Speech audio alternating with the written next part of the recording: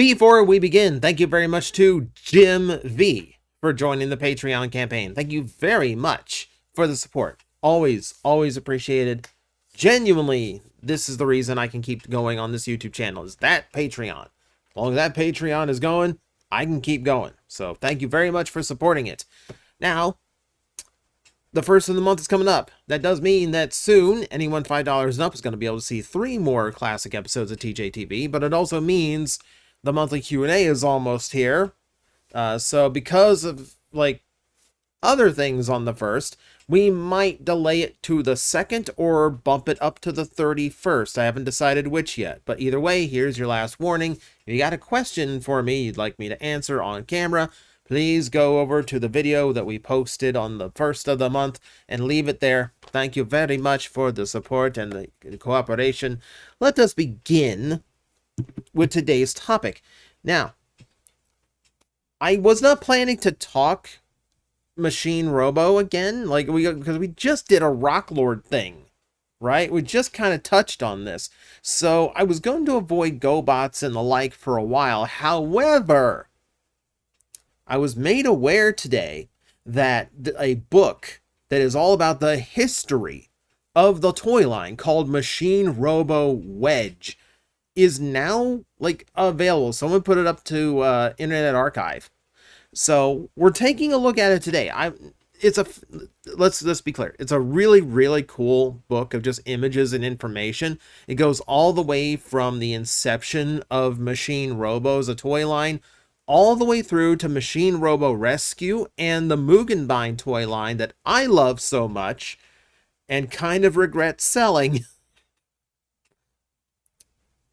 They're a nightmare to put on a shelf. I'm happy they went to other people who are going to enjoy them more. I just kind of wish there was a couple I kept. That's all. Point being, there's a ton in the book to cover, but today all I am really interested in is all of the unreleased stuff. The prototypes, and more specifically, the design drawings that never made it to the toy shelves, because that's where some really fun, weird, interesting ideas live. We saw that with Transformers, with things like Universal Studios monster robots, right? So let's see what the competition shelved.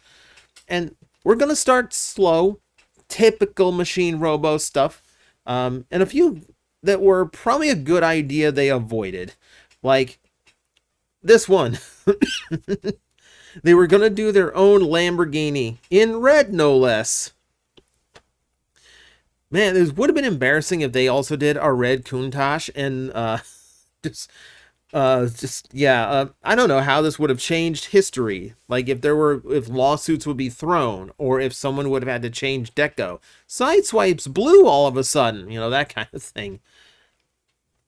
But no, it looks like they were actually planning to do their own, which is a hilarious coincidence. Granted, it's a very popular car, very good-looking car. No surprise both would want to do it. And they did do their own Lambos eventually. We talked about that in a previous video. But better to avoid the red one, I think, in this case. Also, they wanted to do a Concorde, which means they would have been treading on Silverbolt for a while. And they kind of came up with basically the same idea for color scheme. Let's stick with the reds. Let's stick with the off-white, and we'll pair it with the gray and the black for primary color, and then just little hits of red and yellow for detail. It's basically, yeah. So, on the Lamborghini, I can kind of understand. That was its stock color. Of course, both companies would want to do it in red. But this is the robot. You can do anything you want with the robot, and they chose to basically do the same thing. I don't know. It's a funny coincidence to me, and probably better for the historians that it didn't happen. That would have gotten confusing. But there's a few others that were in just the standard Machine Robo fare. They planned a biplane Robo, which we are at a critical, shortage of biplane Transformers. Even if I include the Hearts of Steel Starscream, it's 3, maybe 4, if we include Tails as well, or whatever they rename that toy. But using like the wings as the legs is fascinating. They actually mention it in the actual like information on this article. They're like, yeah, like using the wings for the legs was really unusual at the time.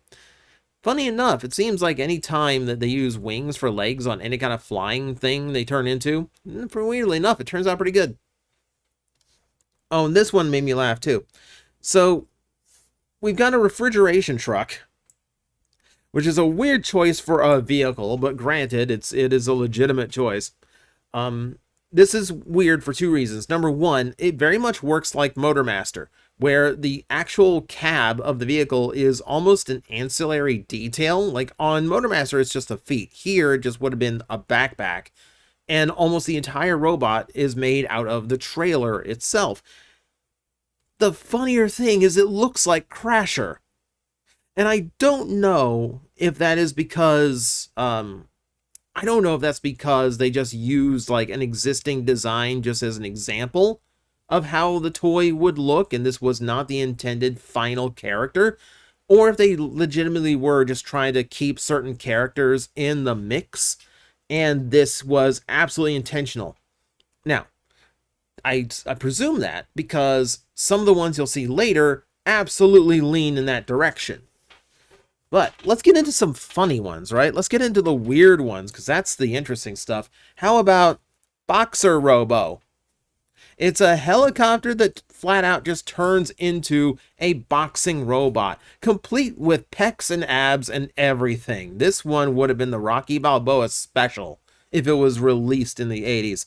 It's so much character to it. Like, I'm really upset this did not happen. I'm really upset because it's not just the one. Let me introduce you to a few. So we also have Judo Robo,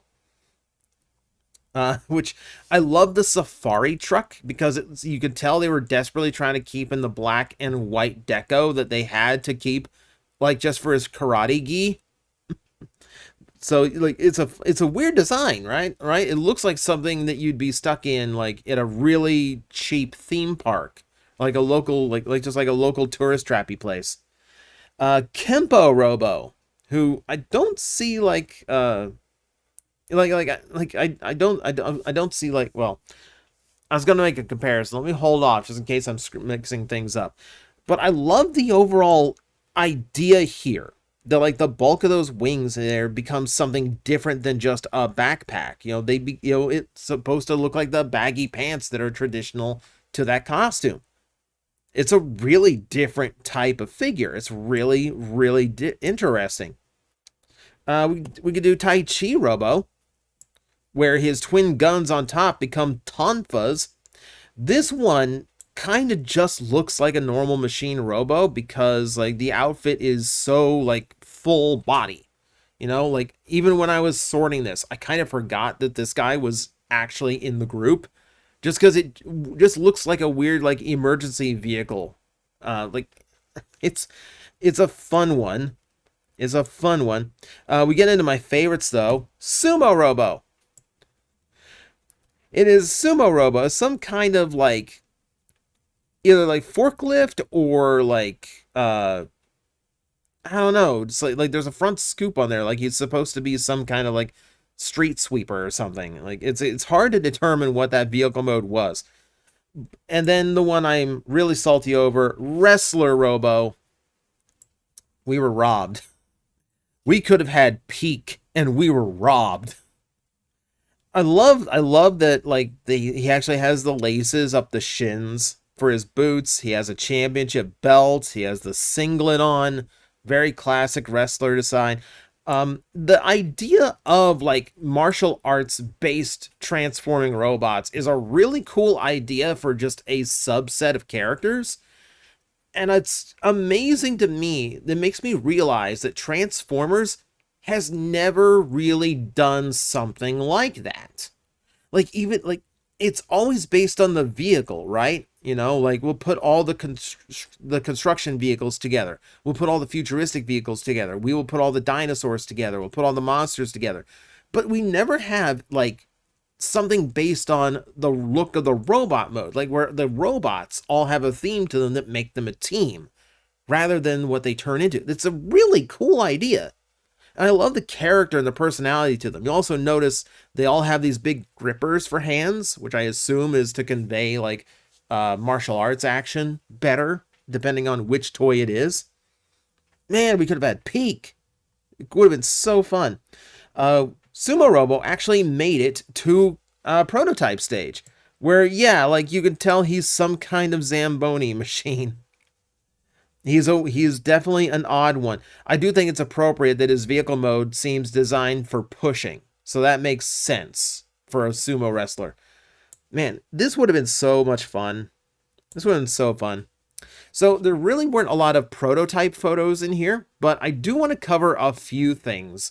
There were a few alternate decos that did make it to prototype, one of them being a cab robo that never made it to release, and I do like the overall look and idea on this one. It's a fun little redeco idea. And then we had these four, which were designed as potential alternate color schemes for Machine Robo toys. So, like, for instance, you see, like, Spoons in there is the second one. So it's just the first one I can come up with off the top of my head. And I believe Smallfoot there on the far left. So you have, like, how close this came to just, like, because, like, most Gobots tended to use the Machine Robo decos. Probably a cost-saving maneuver, so they didn't have to design anything new. But, this is like his weird, like, little cross history between them. It's fascinating to me because, like, Gobots and Machine Robo, to a lesser extent, didn't really rely on repaints the way Hasbro did. There are some that have alternate color schemes, like Crasher comes to mind immediately in black and white. But for the most part, you didn't see like redecos nearly as often. So it's cool to kind of see that that was on the table at some point. If we move up a little bit, we're going to see concepts for other 2-in-1 robots. So we know Jet Transer there in the middle. We talked about Jet Transer during Toy-Sember. However, in the bottom right, you're going to see the alternate design for Jet Transer, which works a lot more like the Gobot Chaos, where it's literally just the jet on top and the carrier vehicle below. Before they got a little bit more intricate. You can see the same thing on the helicopter and truck combination above him. So we almost got a few more of those as well. Also, Jet Transer almost had a completely different jet. That's a supersonic jet, just meant for flying speed. We got an actual like fighter jet instead. And then there were more combiners that were being considered. So along with, we had Puzzler, and then we had the monster one I can't remember. I remember Devil Satan 6, and that's it. But we had two more combiners, one of them being based on aerial vehicles, which you can see above, which they made a point. They were more focused on the individual machines rather than the combined modes aesthetic. They just wanted the combined mode to be whatever the machines decided it was going to be. And then the one below it is actually based on aquatic vehicles. And that's another thing I always liked Gobots and Machine Robo for, the willingness to do the aquatic stuff and overall the vehicles that Transformers never really touched. So it's a really cool idea, like, oh, there was just going to be an entire combiner of sea vehicles, something even Hasbro and the Transformer brand has never done. That would have been pretty cool. And I think now that we have noticed the lack of aquatic vehicles in the line, yeah, we actually would have really gravitated to the Machine Robo version if it existed. So, do you remember the monsters? Do you remember like Pincher? The one, all of our Gobot favorites that turned into like little creepy robots and creepier vehicles. There was going to be a whole bunch more of them. They're called Devil Invaders in the Machine Robo line. And it's the only ones that are really designated as villains. Machine Robo is kind of like original Diaclone in that everyone's just kind of a robot on the same side. And then the enemies exist solely for the fiction's sake. But we are going to get more of them, so we've got more buggy-based ones. We've got some really neat designs. Let me actually... I don't want you to miss out on these because some of these images are getting cropped a little bit too much because I really like that creepy alien design that turns into the car on the left. Okay, so we'll deal with whatever gaps that creates, but you guys need to see some of these a little bit better. I like the insecty one too. They do acknowledge that some of these are based off of the UFO Robo, and you can definitely see it just in those big shell arms that they're carrying around. I don't think they look bad though. I think it's fascinating that that was going to get a lot more than it originally did. Now, let's get into concepts. We're getting into gimmicks that never really came about in this toy line. For instance, the idea of armored up components, upgrades to your Machine Robo toys. So we have a different tank. Like, obviously the engineering is different. I can see a little bit of Defendor in there, but for the most part, brand new mold tank that we never got. And the idea was, yeah, they had this component that fit around him to turn him into this big heavy missile drill tank looking thing that also acted as armor in the robot mode. That's pretty cool, actually. Like, it's almost a Pretender level concept, except, you know, it actually kind of looks good. Transformers wouldn't hit onto ideas like this until we saw things like, oh, like the Cyber Armor figures during Cyberverse. Man, we took a long time to get to that point. I guess it's more accurately to say it's no, even that's wrong because they didn't do anything to the vehicle mode. Yeah, this is just all just fun stuff that would have been unique to Machine Robo. Here's what I was talking about of legacy characters that look like they wanted to keep around with new design ideas. So that's Jet Robo. That's your main Gobot, as far as your main Machine Robo character. Especially if you go to like Revenge of Kronos, where it's blue Jet, even though he's red. Point being, yeah, he was all supposed to come with armor. It would have given like this ground mode with tank treads, just basically turning him into a tank. I love the look of the armored up robot mode. That's super cool. They were going to do the same thing with a figure that became Crasher, where it's a glider that turned it into a flying vehicle and some kind of weapon in the robot mode that is dubious in its positioning. We're going to be glad that the American version's a girl, so she doesn't have to feel the kickback on that gun. Let's move on. I love this one, by the way. We were going to get a full space shuttle, like the old school, like giant rocket spaceship, but it was going to come with like this, I guess, like this armor that turned into like the big carrying treads in vehicle mode. I originally thought this looked like the I don't know, like the framework for the launch pad was included, but no, it's got wheels on it. And I love the look of this one. Oh my god, I love the look of this one. I like the asymmetry to it too. Like, man, this would have been neat. This would have been neat, man. We missed out. We missed out on a lot. To go into other gimmicks, turns out it wasn't just Transformers who hit on the ideas of turning the engines into robots. Machine Robo was also going to do something akin to Power Masters, and they conveniently would have also debuted in 1990 or 1987. We were presuming that these would have come after the original Machine Robo line ended, is what I'm presuming here. There are a few bots there in the drawing that would evolve into other designs out of Bandai over the years, but yeah, the engines, the transforming engines, never made it past this, which is a neat design idea. And frankly, I think they look a lot more original than the Power Masters did, and I doubt they would have prevented you from transforming the toy if you lost them. Here's a fun one. Do you want Laserbeak as a car? Because they thought of that.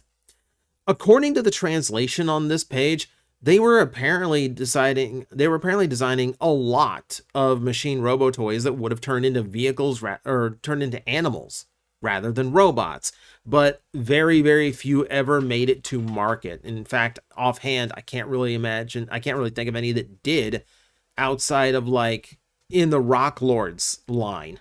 That's the only ones I can think of offhand. But this would have been a neat diversion from the standard Gobot. This would have done something interesting. But again, I am fascinated by the fact that, like, right down to the gun shape and the position, it does just kind of look like Laserbeak, but red. It's weird. It's like, this is almost making me like go conspiracy theory. No, they were just copying Laserbeak's design, because this might have come. This was probably designed after 1984. Let's go bigger, because they always wanted to go bigger with this line, make bigger toys. So we've got larger Machine Robo figures that would have turned into these massive vehicles, and then turned into that. Those massive vehicles would have also had like playset compatibility. Again, we see Blue Jet there in his magnificence, and now in a much bigger form. And then two new bots. I know, the one on the right is like vaguely Tank Robo, but not really. The one in the middle, by the way, was again supposed to be aquatic. We didn't get that one either. But you could tell they really were trying, like, Gobots were trying really hard to get the playset aspect in. And to be fair, because most Gobots were all the same universal size, they had a much easier time doing playsets than Transformers did. Generally, they just had to be somewhat in shape, of something, as long as they opened up and turned into like a place to position and store your toys. So they tried to go one step further. So we had ideas that would have been focused on being the traditional carrying case for action figures of the 80s, more akin to like what was popular for like the old Star Wars toys and G.I. Joe.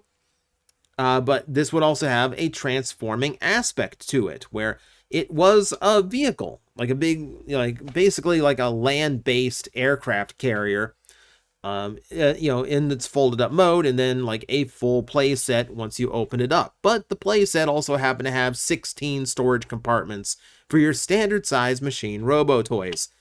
And throughout the page, you can see other design concepts they had. Like, I do like the one in the middle, which is basically just a big upper half of a Robo that unfolds and starts looking like a completely different Robo. There's fun ideas. The one on the top there, or I guess the one on the left rather, because they're both very similar. That actually did make it to prototype, so you get to see how big that would have been. This would have been a pretty big carrying case, like for a toy in the mid to late 80s, and yeah, this would have been set you back quite a bit. But it's a neat idea. It's a neat idea. I like it. And I admit, only Gobots could have gotten away with it. Transformers couldn't do a carrying case like that. Oh, they also tried to do this, too. Two separate designs for a jumbo jet Machine Robo that was large enough to not only be to have a pilot Machine Robo in the top, but also open up like an actual jumbo jet to release cargo from within. So this was basically their take on an Ultra Magnus, a transforming toy big enough to store other transforming toys inside. This would have been neat too. This also would have been a really neat thing. This one I consider a loss as well. Just so many neat ideas that were left on the drawing room floor. Oh, I know we just talked about them, but guess who's back? Guess what we get to talk now. So, the origins for the Rock Robos, or the Rocks, the Rock Superman, or however you want to translate their titles. The original concept for Rock Lords was actually an extension of the Devil Invaders. So what you see here, like, they are far more like bug-like and monstrous than the ones that we eventually got, because yeah, they were supposed to be the bad guys. And it just kind of evolved into where like they didn't want to do just the villain ones, so they factioned it off instead. They're good guy rocks, bad guy rocks, basically. But again, they wanted to go bigger than that. So here's a prototype for a large scale Rock Lord. And the idea behind this one would have been big enough to store other Rock Lords inside. Again, trying to work in a carrying case or playset functionality into something that could also function as a larger normal toy. Which, again, like, this looks pretty cool. This looks pretty cool. Oh, and that was not the only one. So we had this one as well that looked really neat. So you have a pretty standard base mode there. I like the rocky staircases with the crystals like decorating it. That's a neat little touch. So the idea here is that you would get this big thing that opened up and then fold the whole thing together, and that formed the torso and head of a giant bot, and then the arms and legs would be provided by individual rock lords, the ones you see in the illustration below. I believe the one on the left would have become the feet, and the one on the right would have become the arms. It doesn't really say, really, but I'm judging basically by the shape here. It really could be either or. Point is, you'd get two of each. You'd be able to combine it on. There's your giant robot guy. There's still some kind of like carrying case or playset aspect to him. This one probably would have been a lot smaller than the grander designs they came up with. Oh, and speaking of, we're going to finish it off with this giant Hercules of a rock. So you can see there's supposed to be a mix between a rock that could transform into a full carrying case slash playset for the smaller toys, but also a vehicle component that formed part of the robot, but could otherwise be separate and autonomous from the main playset. And I love, okay, don't get me wrong, I like both designs, but I love the one on the left. It's so different, so monstrous. Like, if they really did remain as like devil invaders, they would have all been similar to that. Like, and that would have fit their aesthetic great. But just like this giant hulking Cyclops just carrying a mountain on his back, I think that's a really cool visual. I think it's a really cool design. So I can't really look up exactly why they ended the Machine Robo line. Weirdly enough, in the research for this video, ended up finding out that what we called Rock Lords ended up being their number 3 toy in Japan the year they came out. So it wasn't like they were a financial failure. I'm going to hazard a guess that a lot of the reason none of this came out is either just fatigue from the line and wanting to move on from it, which is what, Japanese lines do a lot. But also, it wouldn't surprise me if the cancellation and overall failure of the Gobots line in the US, basically due to Transformers defeating them, I wouldn't be surprised if losing that licensing deal cost them so much money that they couldn't progress at the same rate that they did before. That also seems very likely. So either or, there's a ton of designs in this book, and obviously we didn't go through all of them, that do cover a wide range of toys that we almost got. And there's some really neat ideas in there that I really wish had happened. But is what it is. It is left to history. And yeah, that is your history lesson for the day. Had the robot wars of the 80s continued, many of these probably would be in our collections today. But as it stands, vaporware at best.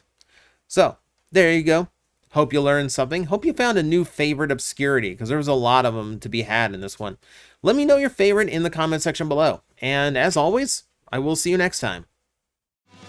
Hello everyone, I am Astral Agent Magnetar, a Tokusatsu VTuber, and I am streaming 4 times a week over on Twitch, Monday, Tuesday, and Wednesday afternoons, and a special late night one on late Friday/early Saturday.